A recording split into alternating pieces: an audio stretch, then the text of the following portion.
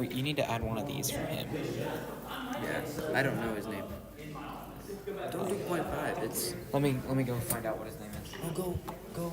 There's a flyer. Dad. Never mind. I'll just go get a flyer.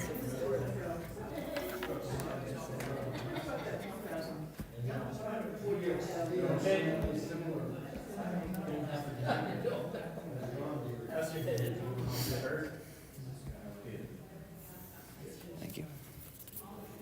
How we doing? We've lost some people. There's been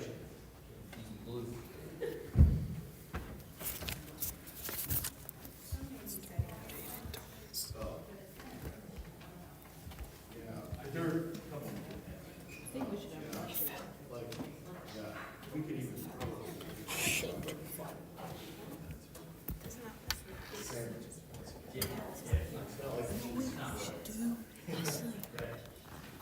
Okay, all right. So, all right. What? We've got, you know, and I think I can perceive that we're firing on the cylinder. We have a combination of, on the one hand, numerology, and on the other hand, word count. Give me the mic for the stream. Sorry. So we've been, I think we're moving along in the idea that we understand numerology, we understand certain, I want to call them specialty numerologies that have to do with gematria. We're about to get into that deeper, which is where words in and of themselves actually have numerical value. Words or names have numerical value. The only one we've touched on that so far is Nero Caesar, and that's the 666 villain of Revelation. And then we've talked about some specific theological ideas or concepts that are Jewish or Christian, like 55 being the number of the prophets, 17 being the number of the resurrection. Those are sort of atypical numerology, but they come into play because we're starting to combine the idea of numbers and words through the idea of word count, okay? Now, the next thing we're going to get into, and this has to do with the structure of the entire book, right? I could even call the book the Yahweh Scroll, because this is really what we're talking about. Now catch this. In Hebrew, this is the name Yahweh.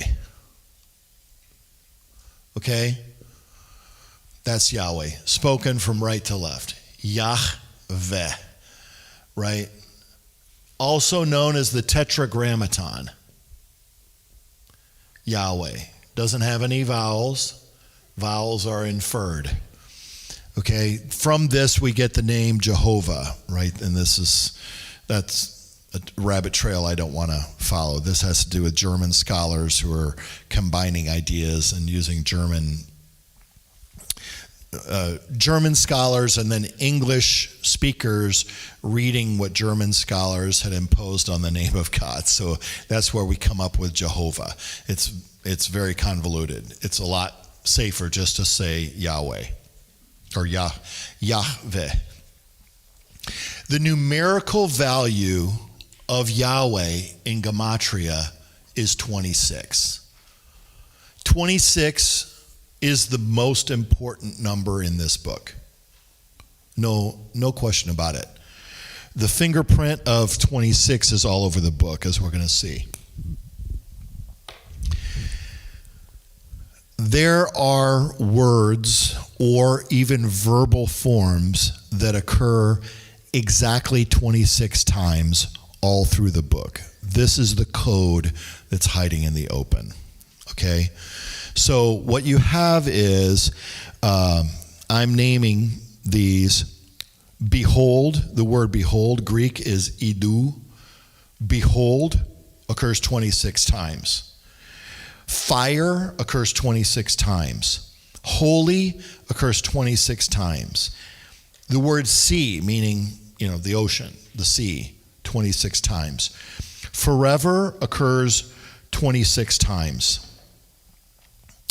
I can give you the exact exhaustive list. There's a couple more here that are not listed in the notes. Heaven occurs 52 times, 26 times twice, 26 times in each half of the book. There's a couple of verbal forms. So how many we got here? 1, 2, 3, 4, 5, 6, 7. Yeah, right. So there's two more words that occur 26 times or multiple.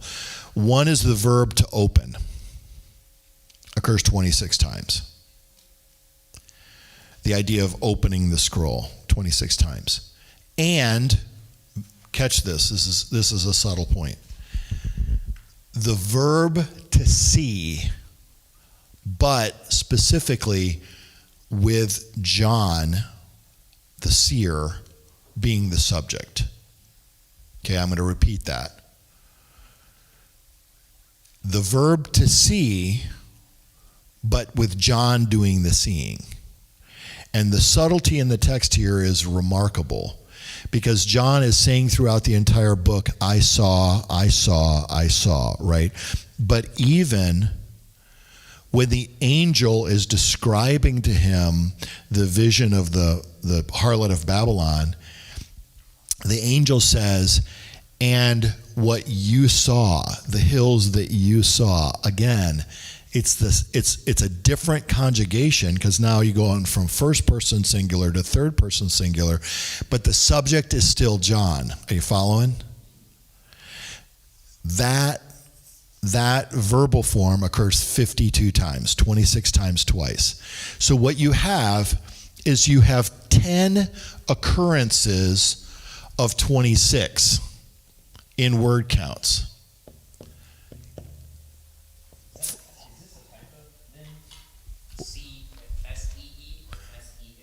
It should be SEA. Okay, sea as in the ocean. Yeah. I'm seeing sea as in SEE. Yeah. So sea as in ocean occurs 26 times. Sea as in ocular perception 52 times, but with John as the subject. So sea can occur other times, I forget how many times, but I'm talking very specifically John as a subject. And I saw. So this is where it's poetic. We say, and behold, I saw.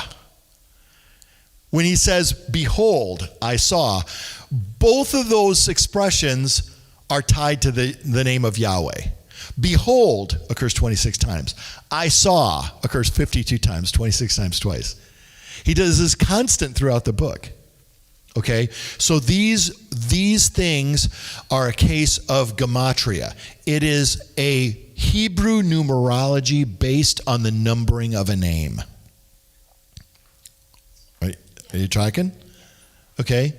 Hebrew numerology based on the number of a name. In this case, the name of God. So I just want to cut to the chase here.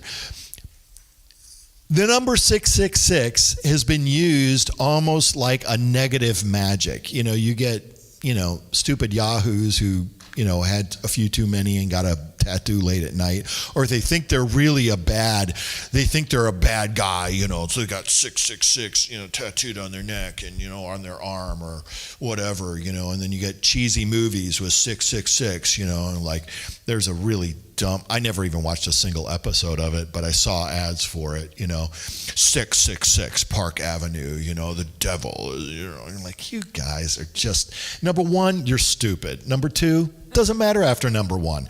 I mean, you're just dumb. It's just epically lame-brained to talk that way. It's a specific reference. It's not some general reference to Satanism. It's a specific reference to a despotic ruler who seeks to be God and is doomed to destruction because of it. Because God answers with his own name throughout the entire book. But he does it through word counts. okay? And we're going to see how these structures work. So, to go to Pastor Scott's question earlier, how did John do this? John was thinking like a Hebrew scribe. He was absolutely thinking like a Hebrew scribe. And the challenge, this is why I have to spend so much time on the toolbox, is we don't think like scribes. We don't think that way. We're not from what's called a mnemonic society. In other words, a society that's based in memory and based in precision. Like even this question. Hebrew is entirely consonantal. It doesn't have any vowels. It's only by consonants. How do you know how to pronounce it? Memory. The scribes of his time memorized the entire Old Testament. For perspective, the Old Testament is 3 times longer than the New Testament. And they had the whole thing memorized syllable for syllable to pronounce it properly. If you get a Hebrew Bible today, if you're going to study Hebrew, it's got these little points. It's got these little dots and dashes. Those are called, it's called a pointed text. And that was introduced by the rabbis much later because people were forgetting how to pronounce. And so they're trying to, the Jews were scattered and their first language no longer was Hebrew, right? So they're speaking, but they still want to read, right? And so those points were like training wheels so that people, but if you go into a synagogue today, the rabbis are going to read from an unpointed text. The idea is that they're trained and they know how to pronounce it, right? So I'm just using that as an illustration to say how completely mnemonic they were. They were everything was memorized. Now, one aspect of scribalism was the question of the counting of the words. Okay? The counting of the words. Now, the Hebrew verb for to count is sofer. Can you say that with me? Sofer. That means literally to count. The scribes became known as the soferim, literally the counters. At first, the Sopharim were a subclass of scribe, and later that term became used for all scribes. Why were scribes called counters? The idea would be this. Let's say I'm a scribe, and I'm copying Psalm 8. Talked about Psalm 8 last night, being a chiasm, da-da-da. Psalm 8 has 72 words in the Hebrew. So I copy it. Now that scroll is not certified. Even in the ancient world, they had kind of a certification method. Like this is kosher. This scroll is kosher. This scroll is ready to be published. So after I copy it, I would then pass it to scribe Pastor Scott here, and he is going to be the first line of quality control. He is going to count my copy of Psalm 8. He's not counting it to figure out how many words are in it. He already knows how many words are supposed to be in it. He knows, just as I know, there's supposed to be 72 words in Psalm 8. But he's got to make sure that I wrote that. So the first line of defense is to count the words. That's the blunt instrument. That's not the final say, because that means then more scribes are going to get in and make sure that each word is in proper order and everything else. But the first line is simply to count it. And if he counts it and he says there's 71 words here, and I'm like, oh geez, I forgot the last one, and then I put in the last word, then it's saved. But if there's too many words, into the dustbin it goes. And that can happen because copyists are looking over here and they repeat a line or they exclude an entire line. This is a known thing in manuscript copying that's happened through the centuries.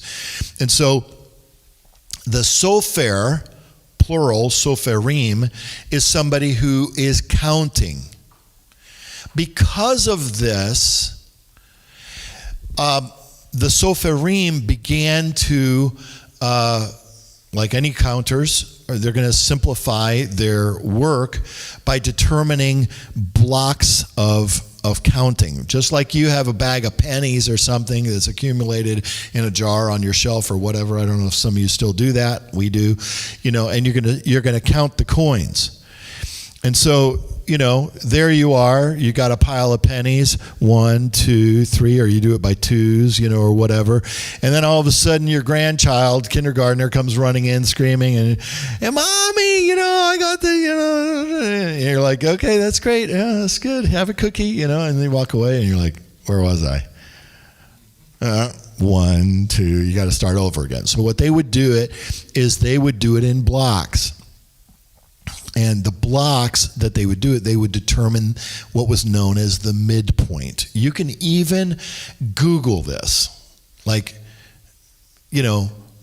Jewish scriptures midpoint. Boom, you're going to get a bunch of hits. Even today, they talk about the midpoint.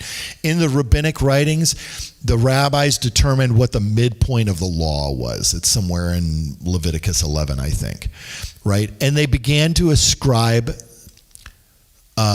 spiritual significance to the midpoint, to kind of say, well, the midpoint is kind of like the heart of the matter.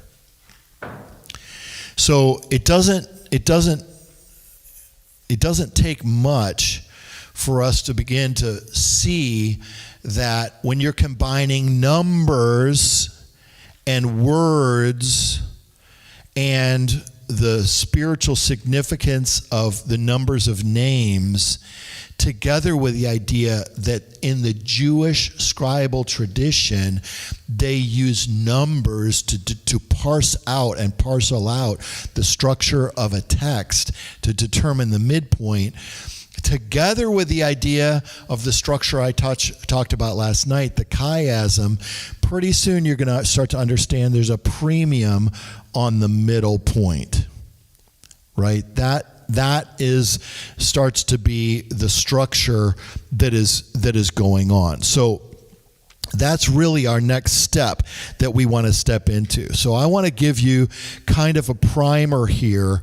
This and I'm doing this because this is how whatever it was. This was the May of 2013. So you're talking 13 years ago, practically this week, is when this started to unfold for me.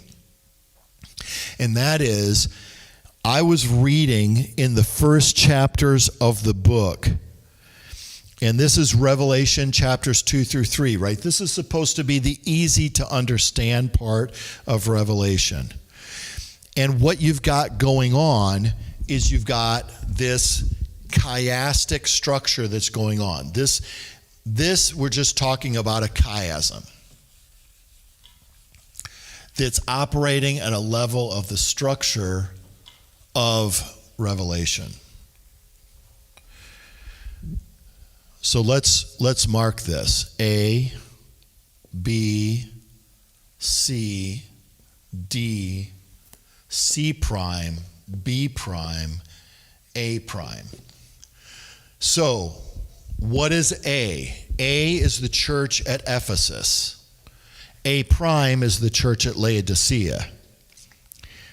First and last. Then you have B and B prime. These are letters number 2 and 6, Smyrna and Philadelphia. So the second letter and the second to last. Then you have C and C prime. These are letters 3 and 5, Pergamum and Sardis. So this is the third letter and the third to last. And then you have the middle letter, which is the crux, the central letter. This is the letter to Thyatira. Okay? So here's the giveaway. Just jumping right to it. The giveaway is in B and B prime. This is the giveaway that what you've got going on is a structure. Because in the letter to Smyrna, it says, those who say they are Jews and are not, but are a synagogue of Satan. But that's in B. But in B prime, you have the mirror image statement. Those who are the synagogue of Satan, who say they are Jews and are not. Do you see that? So you've got one that begins with a statement about, say they are Jews and are not, but are a synagogue of Satan. Here, and over here it begins with this condemnation. Hey, they're a synagogue of Satan. They say they are Jews and are not. It's a mirror image of each other, right? So you see there's this connection that's going across. Then you begin to take a closer look at the other letters. Letters 1 and 7, Ephesus and Laodicea, both focus on the church's imperfect love for the Lord and mentions the Lord's own love and hate. Right? So this right here, you've forgotten your first love. But you hate the practices of the Nicolaitans, which I also love, which I also hate. And over here, he says, you're neither hot nor cold, so forth. And then he says, those whom I love, I reprove. These are different words, incidentally, in Greek for love, but substantially it's the same, because these are both talking about the love of the Lord for his people and the love of the people of God toward him, proper love and hate. So there are thematic parallels here, and right here you've got this very clear linguistic mirror image, okay? This is not the only place in the book that this goes on, incidentally. Yes, Tom. Also, A and A prime, you've got the church, if they leave their first love, he says, I'm going to remove your lampstand. Yeah. And then the last one, if they're lukewarm, he says, I'm going He's going to spit you out of, yeah. A and A prime can also be the possibility of apostasy, the warning of apostasy. Oh, there's no question. And then in B, that's the church of Smyrna, which is a strong church, and then Philadelphia, which is a strong church. Yes. So here's the mix. There are churches that have that are universally condemned. There are churches that are universally praised, and there are three churches that are a mix. So this church is a mix. This church is all condemned. But these are the two flawless churches across from each other, right? So it's interesting. Both of these right here, C and C prime, they mirror each other in that the first begins with words of praise and ends with a threat of death, while the second begins with words of death and ends with words of praise. So you've got parallels here. The key is the crux, and the crux is the letter to Thyatira. It's the longest letter, and it has as its core, then all the churches will know that I am he who searches minds and hearts and will reward each of you according to his works. This is the key. Each of these churches are addressed alone. Ephesus addressed alone. Smyrna addressed alone, right? This is what? Pergamum. Yeah. Pergamum addressed alone. They're all addressed alone. Even Thyatira is addressed alone. But in the middle of it, Jesus refers not just to Thyatira, but to all the churches. I'll tell you something else that's very significant here. The word church occurs 20 times. We'll talk about the significance of 20. I can follow that rabbit right now in a minute. The word church, ecclesia, occurs 20 times.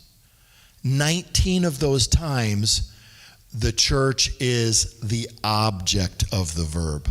Right to the church. Right to the church.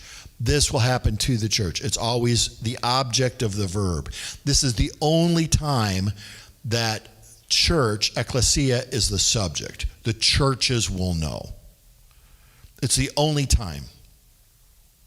So this is it's very clearly what you've got is you've got a chiastic structure going on here, and it's focused on this center thing. The churches will know that I am he who searches mind and heart, and I will give to each of you according to your works. It's a face value statement. And we'll come back to that probably Sunday night. We'll come back to that issue of how this wraps up. Incidentally, let me throw out 20. 20 is another concept. There are 3 words that occur 20 times. One is the word holy, but specifically in reference to the saints. Okay, so when you look through, the word holy occurs 26 times, the number of Yahweh. But 20 of those times, it's referring to the people of God. It's kind of an interesting sort of Russian doll thing going on. So 20 times, saints. The other is the church or churches, whether singular or plural, right? And the last, it's almost better just to learn the Greek word, which is zoe. It's the living beings, right? It's the 4 living creatures. I want to call it like the living ones, or the living creatures is what it is. They're representative of the created order. Okay?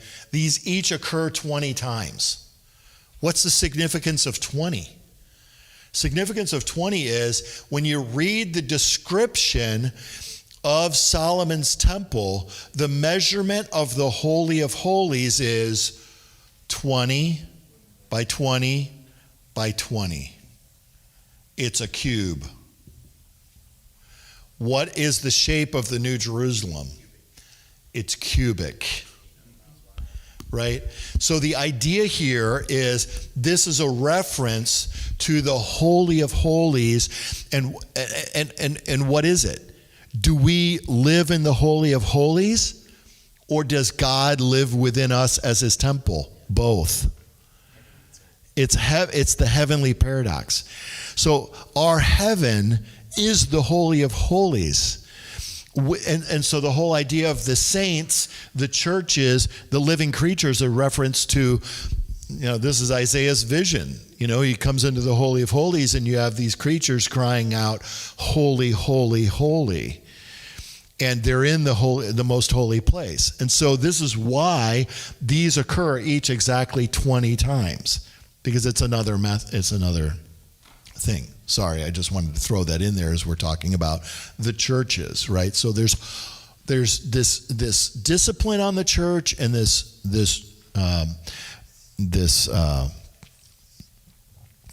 encouragement of the church, but it's clearly this is a structure. This is one of the simplest structures in all of the book of Revelation. But I want to break ground with it, and then we can build from there. So I think this in fact is a good time to break, and then we can come back after lunch.